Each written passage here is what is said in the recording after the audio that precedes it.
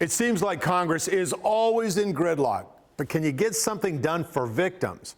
Nashville's most famous detective went to Washington with at least hope.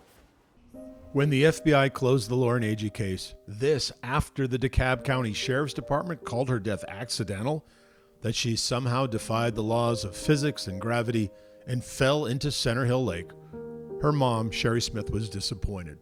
It would not be the end of her disappointment. Private investigator Sheila Wysocki.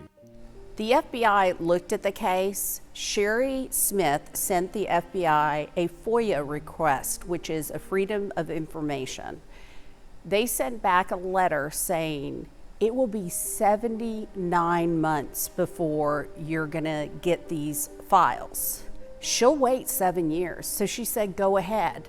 And then she got a letter saying it'll be $500. This has absolutely rubbed all victims' rights groups the wrong way. If you close the case, if you're finished with it, why not just turn it over? Whose interests are they looking out for with those rules? That's a great question. Who are they looking out for? It's not the victim's family. It's not the community. The community wants to know too. It is somebody who doesn't want that information out there. That's the cold, hard facts. And so Sheila Wysocki brought victims from 4 different states. Remember, she is a nationally known detective. People who have suffered unsolved cases and botched justice. And then this group met with Congress members and U.S. senators to tell their story. Not only does the FBI hold files too long, they say, but homicide victims just don't have enough rights. The killers have plenty, but the victims?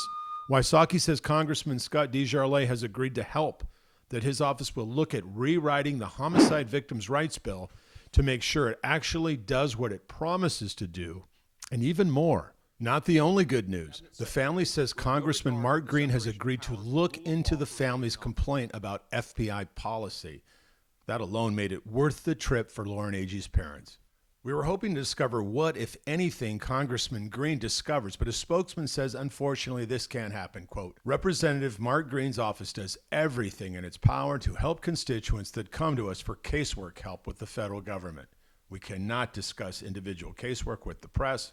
We also cannot get involved in legal matters, unquote. Wysocki says it's worth this difficult and expensive trip, that while Washington is full of lobbyists and special interests, she wants to advocate for ordinary people. You can call it lobbying or just call it doing the right thing. Someone who has a death in their family that is suspicious, treat him with respect.